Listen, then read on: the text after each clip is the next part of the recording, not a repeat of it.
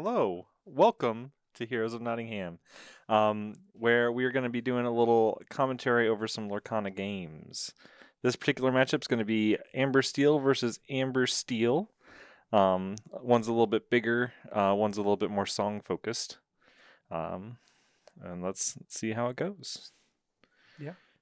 So, trying some new cards. Got Helga in the hand, Helga Sinclair, the 3-drop 2/4 with Challenger 2. What Yeah. new cards you got? Pluto, we got Kita, we got some, Robin Hood shift action going on. Looks like we're deciding on some mulligans, getting rid of some uninkables and some 5-drops. Trying out Moana. I'm not sure how much I feel about it, but it does let you kind of sing extra songs, which I kind of like. Okay. Kita's a princess, right? Yeah. Okay. Yeah, it seems pretty strong. And she's also getting another challenge in too, whatever. Mm-hmm. But, yeah. Yeah, it was like a 2-2 split. I have actually kind of not been a super big fan of Steel Beast in some of these decks. It kind of feels like it can get tempoed out pretty heavily. Mm-hmm. But we're just doing a little starting with Pluto. That card's so good. Just being able to make extra ink for playing your characters faster can really make the board go wide fast. Right. And that here we go. Bare necessities. We're gonna look at Zach's hand and pick a non-character from it. We hit. There's only one, but I'm looking at a really strong hand right now. Yep. We've got the ability to ink, and we can do with Pluto now we can do something like Cinderella plus Kita, Stitch plus Kita. We have kind of all sorts of plans that we can do. I think that it's probably worth going for the Cinderella here. Yep. Just because you have the potential to top deck songs and stuff. Kita means that we can shift next turn. And just kind of get the thing going. All right. I'm going to get rid of the hook. His day is kind of over, but here we go. Helga seems pretty good here. Now we know Kita's coming, so maybe Helga's not quite as good, but really good against early game. Not sure what we top deck. I think there was a Stitch in your hand. Big Stitch, maybe a Carefree Surfer. I think that it's Ariel. It's an Ariel. Okay. Which is good. Yeah. Like Ariel has felt a little bit lackluster in some of these decks, a little bit more than it used to. Just getting a Quest for 4 in there. Yeah, I technically quest first, but we're questing for 4. That's the correct play. Right. Shift first. Shift first and then quest. Yeah. And then you're a big fan of this card. Yes. Going to play You Have Forgotten Me. One of my favorites. Just a Mind Rot. Another 4. And then just a bodyguard, help protect from the Helga Sinclair. Now that it actually has power. Yeah. To note, there was no attack there because of Kita's enter effect. All characters lose -3 strength, or they lose 3 strength, so characters are pretty well protected. Yeah, it sort of acts like a second bodyguard for a turn. You get to use the Kita to bodyguard your stuff early, and then you get to play the Kita to help keep it bodyguarded. Because a lot of things have just 3 power now. Right. Especially in this matchup with the steel, like all the great 5-drops in steel, all 3 power. So, or also 3 strength, I should say. Sorry. Mm-hmm. All right, so the You Have Forgotten Me was actually pretty good this game. I'm not super high on that card anymore, just being kind of slow and not affecting the board. But it has spots where it can definitely do some stuff. I don't know if it's quite worth taking off the turn 4/4, but it was good this game. Unfortunately, in this build, I think there are very few 4 alternatives. Like Rapunzel, playing Rapunzel with no target isn't great. So it works for this build, but generically, you're entirely correct. Yeah, no reason to quest there. We're basically just, if we do that, we're just going to get our board eaten. Better to try to play for next turn, but then along came Zeus. Go ahead and quest here. Pretty safe. Cinderella's going to sing if you draw something, but we're still in a pretty rough spot. Quest for 2, Hmm. or Okay. Quest for 1, then shift Big Pluto. Big Pluto's awesome, 3/8. Bodyguard heals for 3 every turn. And then here comes Tinkerbell, which is really unfortunate because I'm like, this Pluto's probably going to survive. But then the double challenge, getting 2 extra lore off the Robin Hood challenge, was pretty brutal. And the final point coming from the Tinkerbell. Yep. Yeah. Yeah, this is pretty brutal to watch, to be honest. I feel like a bully. I'm just bullying right now. Why am I doing this to you? It was all that that you have forgotten me, really. I feel like this game kind of came down to all of that. Yeah, here's another Tinkerbell, like whatever. And this game is basically over. I don't think there's many outs I have. Um, only being at 9. If I was, a little bit higher up, maybe, but the Long Came Zeus was really good. Mm-hmm. Kind of just had all the things in the right sequence there to punish what I was doing. Right. All right, down to game 2, and this is kind of what's interesting about these decks is like the slightly bigger Amber Steel deck can have an advantage in the mirror. Just you're doing slightly more powerful things. You're not as reliant on the synergies. You have more individual card quality. Right. Um, But it also means that I'm going to be a lot slower to win the game, and that often does end up being a huge factor because, you playing a faster deck, you're going to end up with a lot more lore than me. And even though I start to win the game, you're really close to winning the game already. mm-hmm. So I'm put in a situation where I've got to deal with everything all the time, and that's just not the way. That's not going to work all the time. So, there's advantages to both strategies, certainly. Yeah, for sure. And obviously, and there's also a lot of just similar cards between the two decks. Right. But yeah, this hand's looking pretty good. We have Kita and Nikita again. We have Pluto. We have Stitch. We got some good stuff going on. I didn't really look at your hand much. I think I have a Bare Necessities, Hook Robin Hood. I have a Rapunzel. So, generic, just cards. There's 2 Helgas.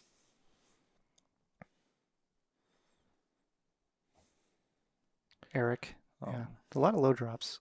Right, there's a Robin Hood into a Captain Hook. Mm-hmm. Pretty good answer to a potential bodyguard out of my deck. Here we are going. You have to think about it now that you have Captain Hook in play. It's like, what is the more optimal line? Is it better to play Kita? Is it better to just play a Ariel? Opted to just play a Kita out. And not necessarily commit more to the board. Don't have to do the bodyguard thing. Do want to speak on it. I've inked it twice now, but Rise of the Titans is such a strong card. But in this matchup, it doesn't do anything. So it's great that it's inkable. Yes, I agree. It is a really good sideboard card for steel decks right now. It's starting to see a lot more play as the format's developing. Just being able to answer a location for 3 mana is awesome. Or 3 ink. Yeah, right. Yeah.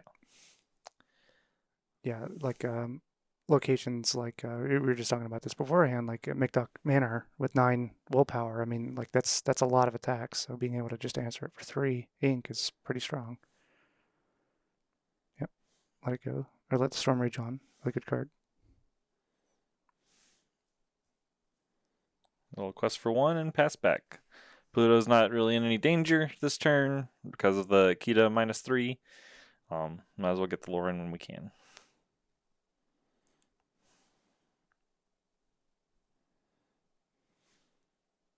Oh, forgot about it. Yep. Forgot about the into the field effect, so had to undo that one. Yeah. Which is like I said, that's the power of Kita. It is sometimes been awkward. I've had a couple games against like the Emerald decks where you play Kita and then they get to bounce it with Kit.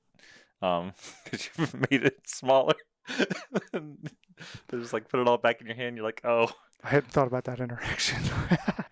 Yeah. I'm holding my hand perfectly out of the camera, so we have no idea what I'm looking at. But there's Helga. All right, we got a grab and we got an aerial. So we'll see what's up. Also got a Rapunzel, another Kita, aerial. Mhm. Let's draw. With Yeah. just move the better cards to the top there. It's always just a good habit to do, even if you're not going to cycle through your whole deck every game. It's good to just get in the practice of, looking at what you got going on. Looking at that Moana, Moana would actually be pretty solid here. Looking at the cards you have exactly. Yeah, the thing about it is, like, can I afford to wait and, like, do, take a turn off next turn to play the Moana, and then, like, maybe it does something the next turn. It's really, it can be kind of awkward just because you have to pay 5 for it, and it's just a 1/6. Right. Well, true. The good news is you're playing against steel, so there's a really high likelihood that it does survive. Yeah. So, but it goes to the bottom. It goes to the bottom of the aerial. So it's a pass. We're just kind of staring at each other right now. I'm gonna get those last 2 cards. Rapunzel and grab your swords. All right, and there is a whole new world, just like we drew it up. Yep. Love that card so much. Just gets to do so many silly things and get you out of so many tough spots.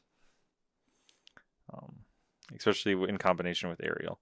I think that's one of the main reasons to be playing this style of deck. So here's a Robin Hood. We're going to follow that up probably with singing that Let the Storm Rage On. Strength of the Raging Fire. To get rid of, like, the Helga Sinclair. Then we can also keep developing the board. We have a Robin Hood in hand that we can play. Yep. Shift Robin Hood. I mean, you're gonna whole new world next turn anyway, I think, right? Yeah, but I can just pay the 5. Sure. Yeah.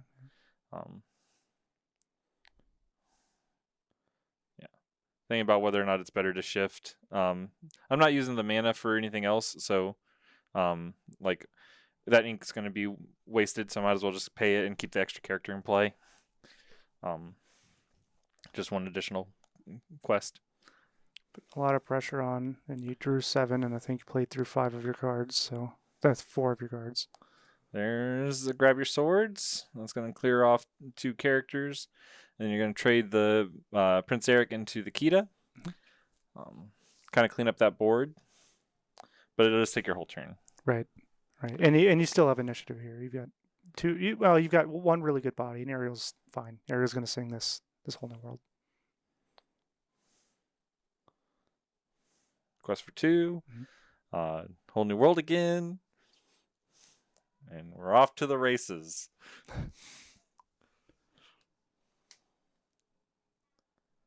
Let's see.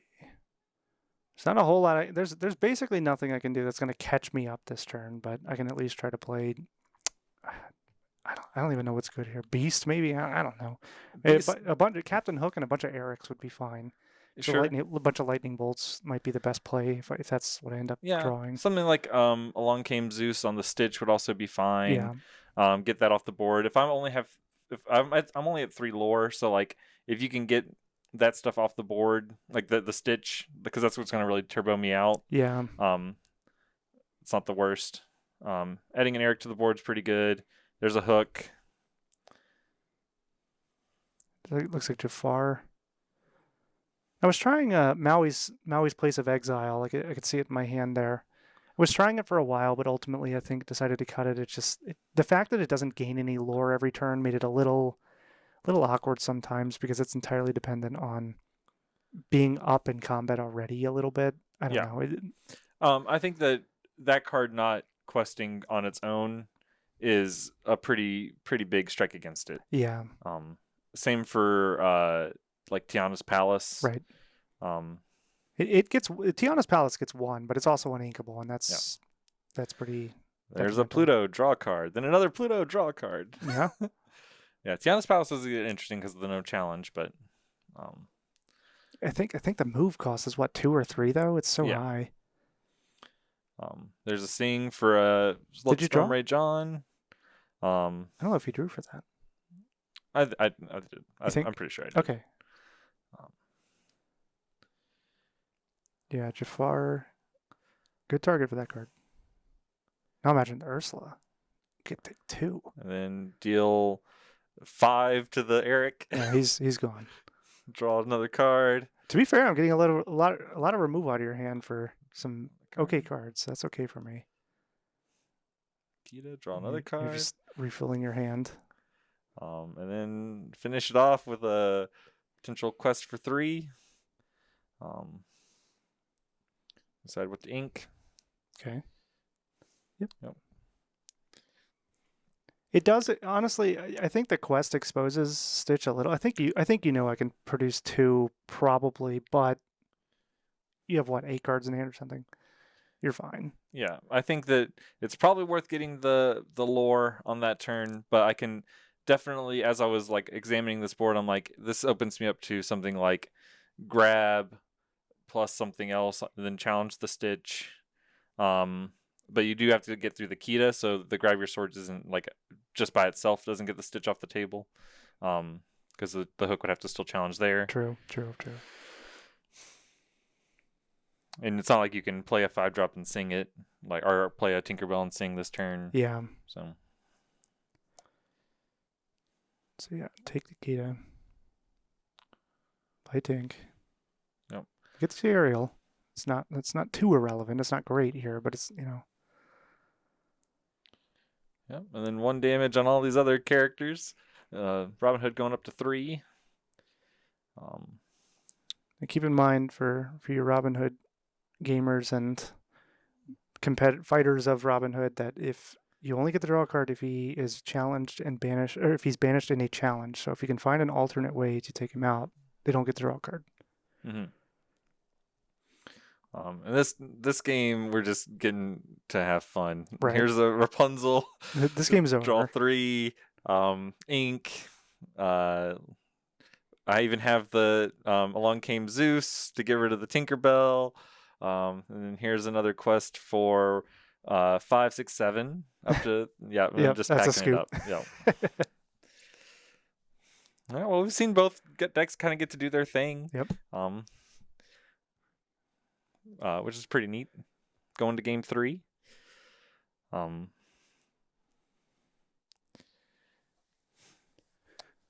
Yeah, getting the top deck to Whole New World there, being empty-handed was definitely very clutch. Yeah. And Pluto is such a strong card. Strong against aggro deck. It's strong against steel because steel, it's 8 willpower is like a lot. Mm-hmm. I can't necessarily just generate 8 power or 8 strength to get rid of it, and it's going to heal itself every turn. It also plays really well with Rapunzel. Yeah. So, yeah, just a really strong card. Yeah, I'm a big fan of that Pluto. I feel like there's a lot of decks that really struggle to get it off the table. Mm-hmm. And it's also like just a great bodyguard. It's just a great bodyguard number. It protects everything else you have going on. So, it's super strong. I'd like to see the Stitch on that playmat do well. Yeah, I actually kind of like that Stitch. Yeah. A 3/1 rusher is a definitely a good card. Kind of answers most things that are going on. It's probably about as powerful as most other random 2-drop things like a Jafar or whatever. Yeah. Just being uninkable is kind of a big strike against it right now. Tell you, unlimited though, it's really good. Oh yeah, I mean it's just a removal spell unlimited. Yeah. You need as many of those as you can get. I love limited in this game. It's so fun. I had a fun set 3 draft recently where I got past a lucky pick 2, and so I just started taking every 2-drop. And at the end of the draft, my opponents, like everyone else in the draft, was like, "Man, I didn't see anything below 5, like in any of the packs." I'm like,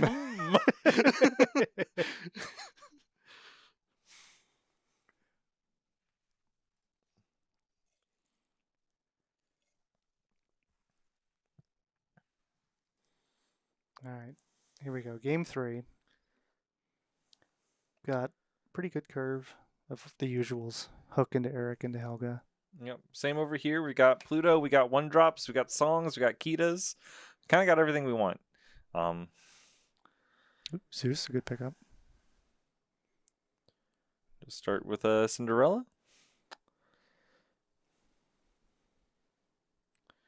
We start with the Cinderella there because we have the Let the Storm Rage on, so we can answer the hook, as opposed to starting with the Pluto. Pluto lets us go more explosive, but means that the hook will be better. Eric's good follow-up.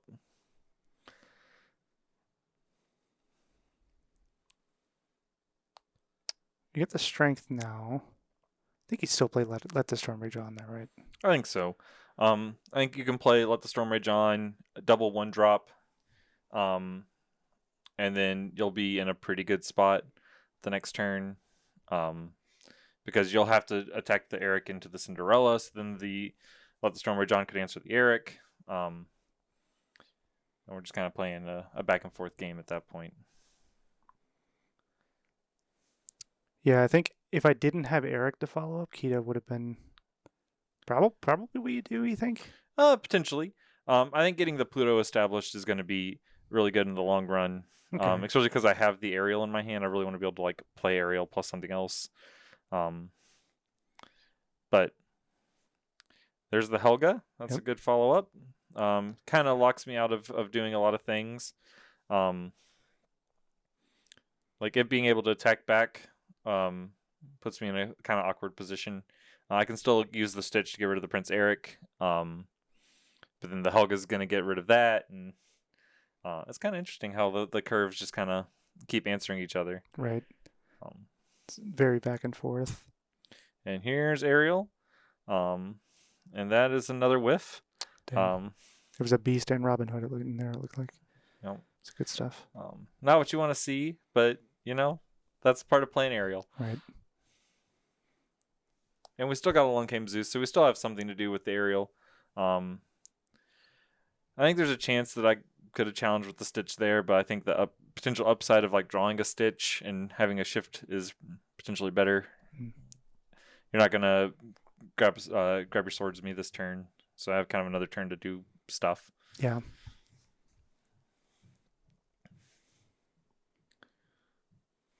Ink that. Pain. Draw a card. It's not a very impressive Rapunzel, but I needed to do something. Yeah, it just adds to the board. Nothing wrong with adding to the board. And one of the best things about Rapunzel is that Rapunzel just gets better in multiples, right? Like having the 5 willpower character in play is sometimes just what you need, because when I challenge something, then like the Rapunzel gets to challenge another thing and get damage on it, then you get to remove it, draw more cards, and just kind of keep the chain going. Right. Rapunzel is very good at drawing more Rapunzels, so. Yeah. I think it's a pretty... I think here I'm okay with questing with Helga because I kind of want to bait you into doing something that involves you attacking Helga because you're going to turn your character sideways and exert them, and that's going to open up the door for like Eric to finally do something this game. Yeah. Getting the Pluto is good, and then we can clear something off the board. It's probably get the Helga, yeah. Okay. Just because that's going to be the thing that can attack Pluto the easiest. Right.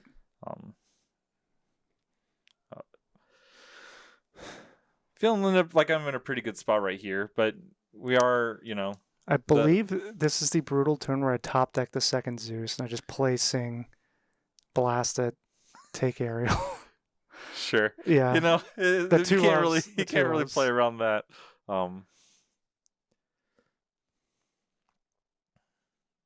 So now you got a strength and something. Is it 2 strengths? I think it's just 2 strengths. Ooh, okay. Well, you can play it. Yep, yeah. And that's what we're gonna do. Quest for 1. But even like questing for 1 there is like, what else are you doing? But at the same time, questing for 1 there also opens me up to what I was talking about earlier. Like you get to challenge with the Rapunzel, and if you have a second Rapunzel, you're drawn 2, and then I just kind of get buried under advantage. Yeah. I don't know what we're talking about here. Talking about pizza or something. Probably. It's mostly pizza.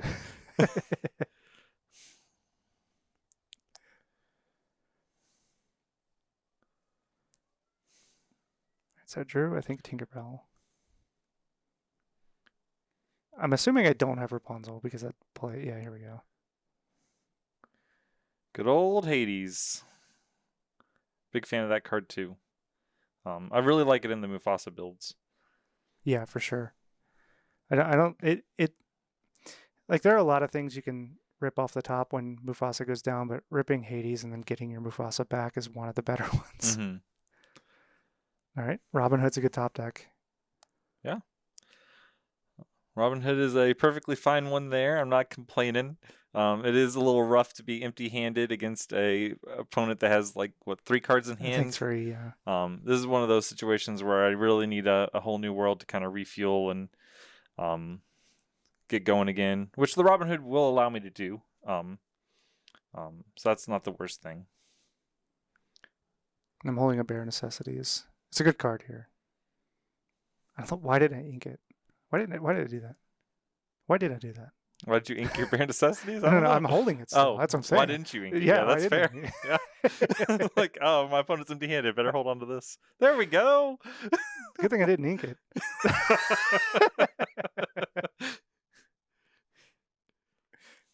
And there's a whole new world. Get that refuel. Get some more options going on. This board is a wild one. Yep, challenge there. Get the Rapunzel off the board. Get some lore for our troubles. Play a Cinderella and pass back. I have to imagine I drew a Tinkerbell here. I don't know, but if I did, it was a pretty good one. Could run Helga and the Robin Hood. Play Tinkerbell. I don't think it's going to get any better than that, but we'll see.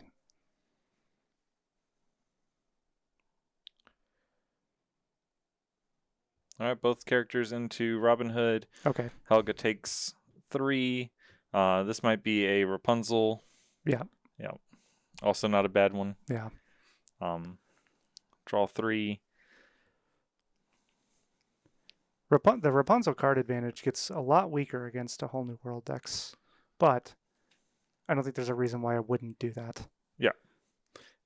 I mean, there's a chance I don't have another one. If I do have another one, I'm kind of tapped out to do it. All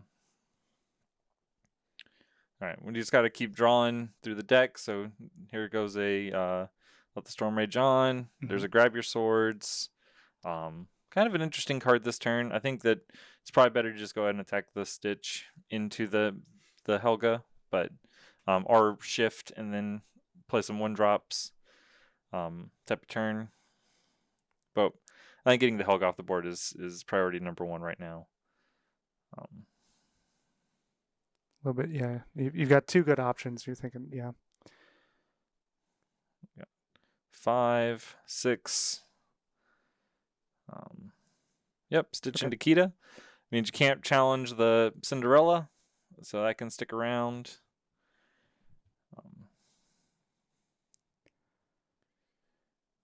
Pretty free crosser too. Oh, okay. We're backtracking a little bit. Yeah, I just forgot to ink.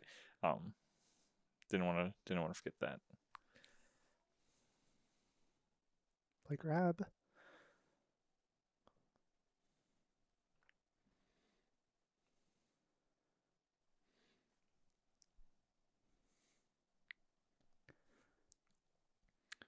Yep. Just play some stuff that dies to grab.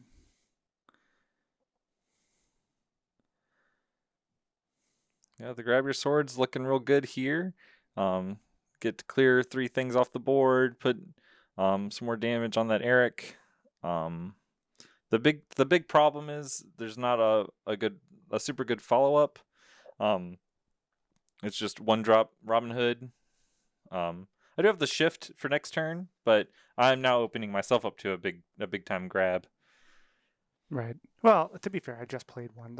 Yeah. But yeah, we trade off for Kita for sure.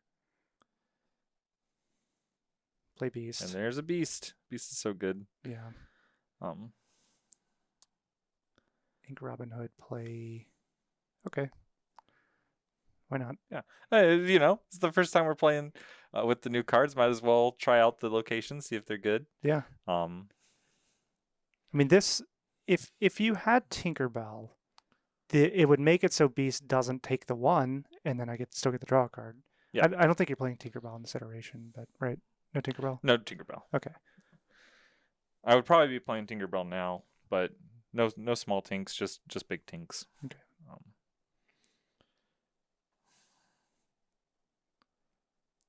Kind of an aggressive quest for 1 there, but at the same time, I'm behind on lore. You've got an active beast. I got to do something. Right. Did I draw for Beast? There we go. Okay.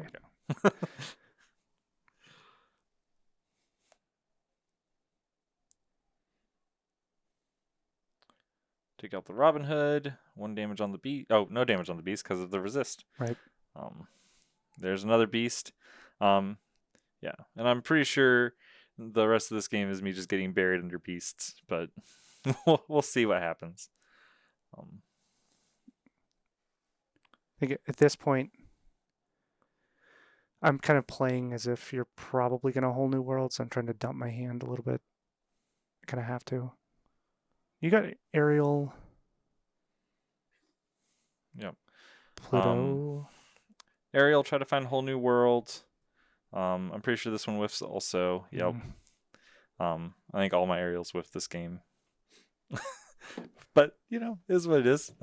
You play the card because it's powerful, and sometimes it doesn't do everything you want. Draw a card. There it is. There it is.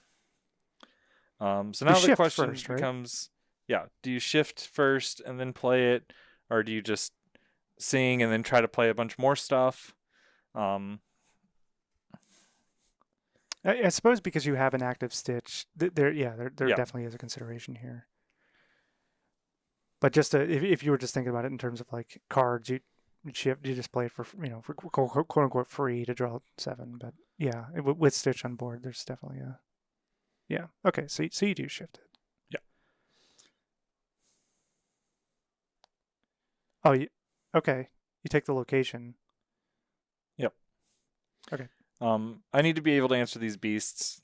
And also, there's nothing wrong with you drawing. If I know I'm going to whole new world the next turn, there's nothing wrong with you drawing 3.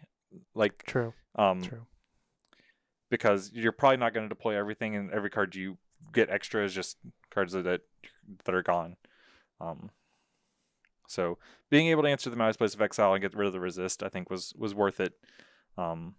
Just because now it'll be easier to answer those beasts. So I'm at 9. I can go to 14 here. It's not quite high enough for me to just aggressively quest, I don't think.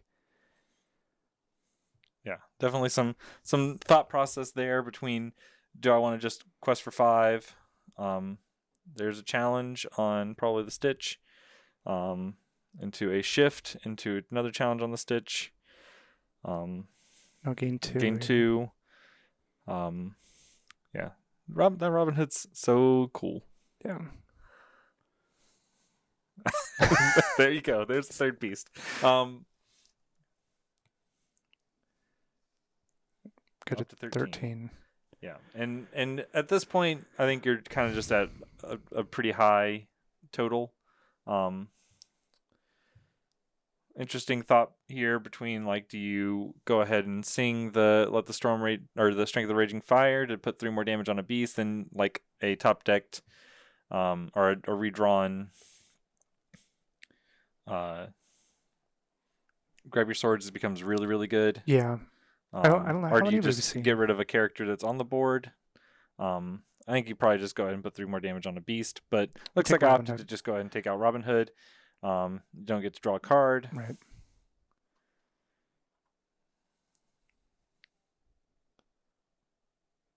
Did you cast the? I sung it. With Ariel. I paid 3 for the strength, and then Ariel'd the whole new world. Yep. Take that out. Gain 2 up to 7. So you have the whole new world in hand. You got Ariel. Looks like a Pluto. Rapunzel. Draw 3. Haven't inked yet this turn. Can still do that. Have 3 ink left for playing things.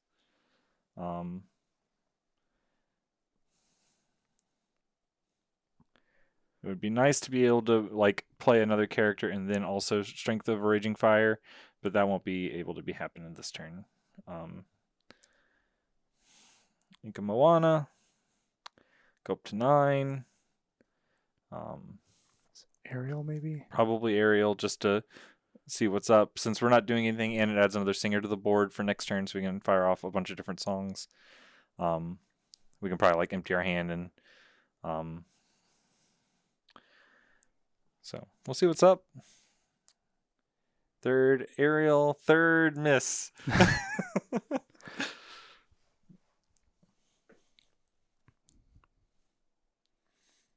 You've got a huge hand. But you also have a huge hand, and you're about to draw 3. About to draw 3, but you have the whole new world, so I think you know the cards I'm drawing are less valuable than I think they are. I'm gonna look at your But hand. there's the bare necessities. Backtrack. Yeah, actually, I know. So I'm relatively close to winning here. I go to 17.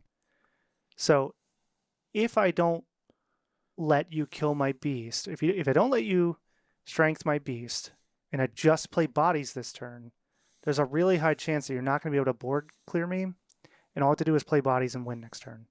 So if I let you keep a whole new world, which is what I ultimately decide on, I already know that you've burned quite a lot of your removal. So that's the balance here. But drawing 7, it's quite the gamble, but also I can let you gamble rather than just giving you the removal spell. Mm-hmm. Yeah, especially since you can already see 2. That's like the third Strength of Raging Fire. That's probably the best removal spell I've got. You got Zeus. I've got some number of Zeus. The third beast, pretty good. Up to 17 now. And then there's Jafar. So basically, what we've got to do this turn is we've got to get rid of the 2 tap beasts and an untapped character. There's also deck calculations to happen. There's a world where like maybe I can whole new world into you draw 4. True. Which is what I'm thinking, but the problem is I have both whole new worlds in my hand, so that line doesn't actually work. Okay. But I definitely was considering that. I was like, is there a chance that I think you had exactly 18 cards, so you weren't going to deck out. You were going to be at 0. Okay. Just playing to your outs. Yeah.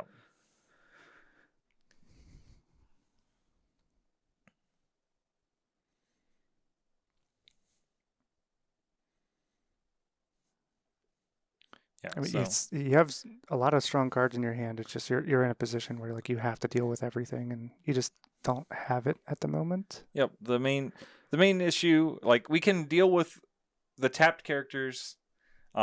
We can't deal with the untapped characters with the hand that we've currently got. We have to draw something. So there's definitely going to be at least one whole new world happening this turn. Just because we have to answer the characters that are on the board. Otherwise, we're dead. So Steven's bantering at us. So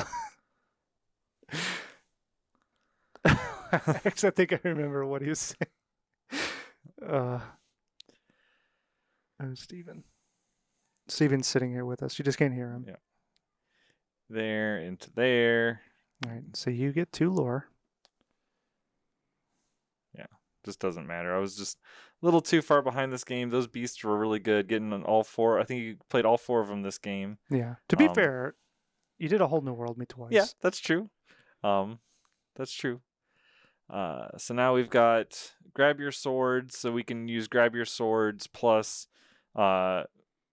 Ariel plus Rapunzel to clear the board and leave you with just a beast. So that would probably be the optimal play. We'll see what I decide to do.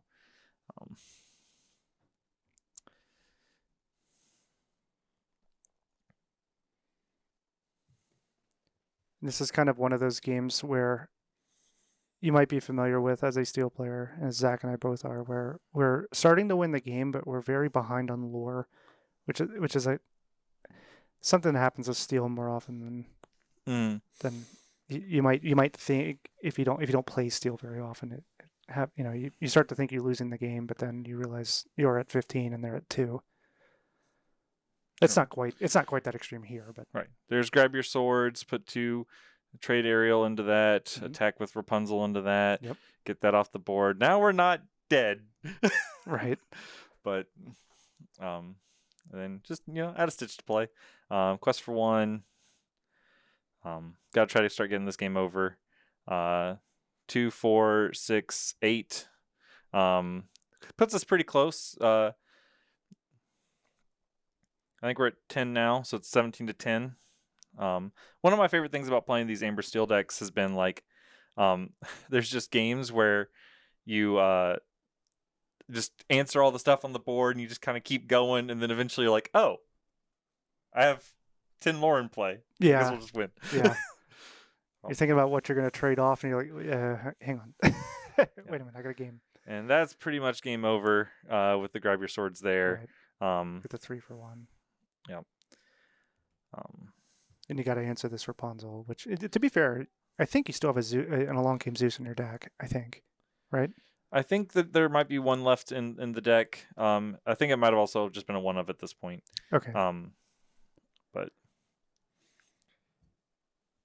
I don't think there's much in my deck that can get me out of this situation currently. It becomes another question of like, how many cards you got in your deck? We can whole new world you out.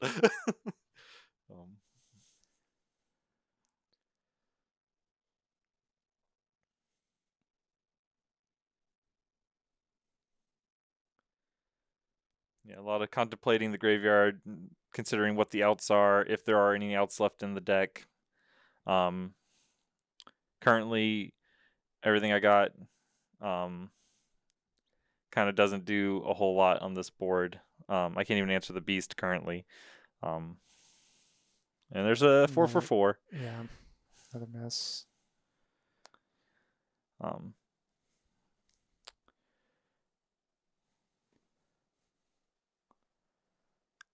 You have to just sing Whole New World, right? Yeah. You don't have any grab in there, right? There's no grabs? No grabs in hand currently. Go ahead and ink first, then just sing Whole New World, leave the characters untapped. Okay. You actually pay for it. Yeah, So I guess you have to have Robin Hood because you have to. And just drew a bunch more characters. That's it. Okay. It's a close game though. Yeah, definitely a close game. You got to the beasts are really good. The Montanui or the Maui's Hidden Isle was actually pretty good that game. Yeah. Just because it meant that I had to take a turn off from answering the beasts to clear that. Yeah. Because I couldn't just challenge one of the beasts that turn because I had 2 3-power characters. So that was actually really good. That probably changed the math quite a bit that game. Yeah, I mean, I don't dislike the card too much. It just there's a lot of matchups where it's not helping me win, and I agree. I don't think it's necessarily the best card for the deck. I'm just saying like that. Oh, there it was. I checked my ink afterwards. I'm like, yep, I inked the 4th Strength of Raging Fire. Oh, okay. But yeah, it's a good game. Yeah, definitely 3 good games. A lot of back and forth. You got to see a bit of what both of the decks are doing, and yeah. Now maybe at the point that we're commentating this, there's maybe some bigger and better iterations of both, but still, it's good. A little bit of that set 3 power. Yeah, sweet. Looking forward to more videos like this. Yeah, thanks everyone for tuning in, and we'll catch you next time.